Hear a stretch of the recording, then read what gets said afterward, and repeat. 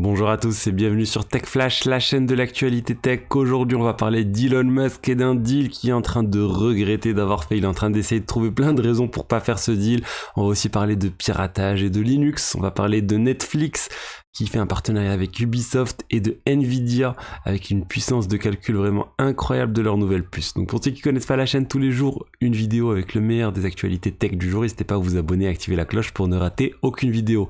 Commençons par les sujets Linux et piratage, on parlera d'Elon Musk juste après.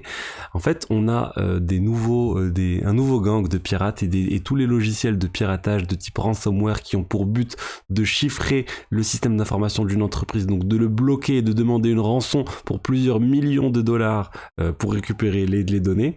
Et bien, ils sont en train d'adopter une nouvelle technique qui consiste pas à chiffrer l'ensemble des fichiers, donc c'est-à-dire à les rendre inaccessibles, à vraiment transformer les chaînes de caractères en des chaînes de caractères qui sont impossibles à comprendre. Et bien au lieu de faire ça, ils ont trouvé une technique pour être encore plus rapide et moins détectable par les antivirus, c'est de chiffrer que des parties des fichiers, que les en-têtes, que des milieux et à plusieurs parties pour gagner en durée. Et surtout, les antivirus c'est plus compliqué pour les antivirus de les détecter parce qu'il y a moins de chiffrement qui est réalisé et du coup moins d'opportunités pour trouver ces virus, ces malwares.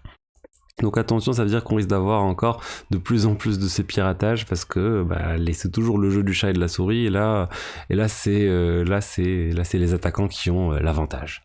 On va parler aussi d'un nouveau malware qui a été trouvé sur Linux. Jusqu'à maintenant, en fait, tout ce qui est ransomware dont je vous ai parlé juste avant, ça s'appelle ça, c'est le ransomware, c'est quand on demande une rançon contre les données qui sont chiffrées pour pouvoir les retrouver. Et ben, c'était surtout sur tout le périmètre Windows. Donc Windows, voilà. Mais en entreprise, il y a beaucoup de Linux et le Linux jusqu'à maintenant était assez épargné.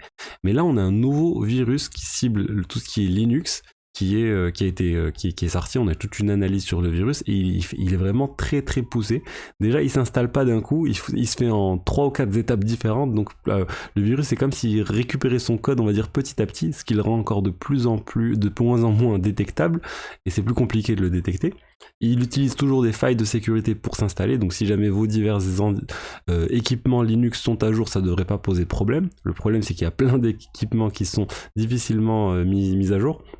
Tout ce qui est objets connectés, etc., ils sont pas tout le temps mis à jour et même les serveurs en entreprise, des fois, c'est assez compliqué de les mettre à jour. Et ce nouveau virus, qu'est-ce qu'il fait pour l'instant?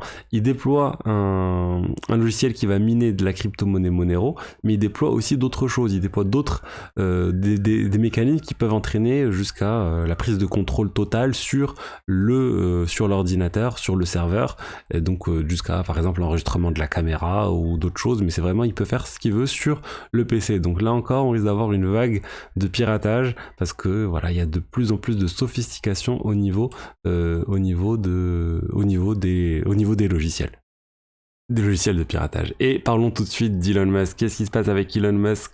On le sait, il essaye toujours, il a fait une offre pour acheter Twitter. Il a fait une offre à plus de dizaines de milliards de dollars pour acheter Twitter.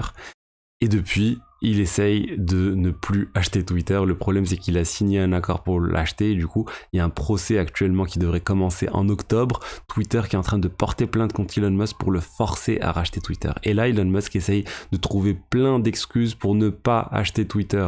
On avait vu dans des messages qui pensaient à un moment, j'avais fait une vidéo sur le sujet, qui pensaient que la 3e guerre mondiale allait arriver. Du coup, c'était pas le moment pour acheter Twitter, qu'il fallait attendre il fallait voir si Vladimir Poutine n'allait pas lancer de 3e guerre mondiale. Ça, c'est pas une raison officielle, c'est une raison qu'il avait envoyée à un banquier. Mais les raisons officielles qui citent, c'est le nombre de bots sur la plateforme. Le fait que Twitter, il y aurait trop de bots, trop de robots, trop de spam et pas de vrais utilisateurs sur la plateforme. Il a fait donc cette première raison, il avait envoyé une lettre à Twitter sur le sujet en leur disant voilà, je refuse maintenant d'acheter Twitter à cause de ça, vous m'avez pas fourni toutes les informations nécessaires pour trouver le bon nombre d'utilisateurs réels sur la plateforme. Et là, il vient de trouver une autre raison en disant vous venez de faire un accord à l'amiable avec votre ancien chef de la cybersécurité, Peter Zatko, vous lui avez donné plus de 7 millions de dollars pour couvrir un certain nombre d'agissements qu'il avait révélés sur Twitter et sur la manière dont il gérait la cybersécurité à Twitter. Et depuis, il dit c'est pas normal et j'étais pas au courant de ça et du coup je ne souhaite plus acheter Twitter. De toute façon, ce n'est ni à Twitter de décider, ni à Elon Musk, ça sera au final la justice qui va décider, mais je pense vraiment qu'Elon Musk s'est rendu compte qu'il a payé trop cher Twitter. Honnêtement, je pense qu'il allait trop vite, hein. Il s'est dit c'est bon, je vais acheter Twitter un peu sur un coup de tête, et il a fait une offre, et depuis, il est obligé de l'acheter pour 44 milliards de dollars. On va parler maintenant de Ubisoft, donc le géant du jeu vidéo, qui vient de faire un partenariat avec Netflix, donc le géant du streaming, pour sortir en fait 3 jeux sur Netflix Game, donc l'offre gaming de Netflix, l'offre de gaming mobile de Netflix. Ils vont sortir 3 jeux, les 3 jeux c'est Mythic Quest 2, Valiant Hearts 2 et un nouveau Assassin's Creed. Donc ça on connaît pas le nom. Les 2 précédents Mighty Quest et Valiant Hearts, c'était des jeux qui sont sortis il y a plusieurs années par Ubisoft. Là ils ont leur suite exclusivement sur Netflix Game, donc une raison de plus pour pousser les utilisateurs à avoir un abonnement Netflix. Netflix ils essayent de se diversifier, ils n'ont pas le choix, il y a les séries, les films, maintenant ils sont sur les jeux, ils ont de plus en plus de concurrence au niveau des films et des séries avec Disney+, par exemple, Amazon Prime, etc. Donc ils doivent créer d'autres catégories telles que le gaming pour s'en sortir. Et pour finir, je voulais vous parler de Nvidia, donc le géant des cartes graphiques, tout ce qui est puissance de calcul. Ils ont sorti un nouveau moteur pour tout ce qui est intelligence artificielle, s'appelle Hopper, l'architecture Hopper. Et en fait, lors du benchmark qui a eu lieu sur cette puce, il est spécialisé dans l'architecture, dans l'intelligence artificielle, et elle est juste extrêmement rapide. C'est 4,5 fois au-dessus de tous les concurrents d'Nvidia sur le sujet. Donc ils sont en train d'avoir une longueur d'avance sur ça, et on va voir maintenant est-ce que ça va se traduire par d'autres avancées sur d'autres puces, sur d'autres cartes graphiques, sur d'autres GPU. Ça pourrait vraiment avoir un impact majeur sur le gaming, sur la puissance de calcul. C'est déjà Nvidia, un des leaders sur le marché. On va voir maintenant jusqu'où ils vont aller.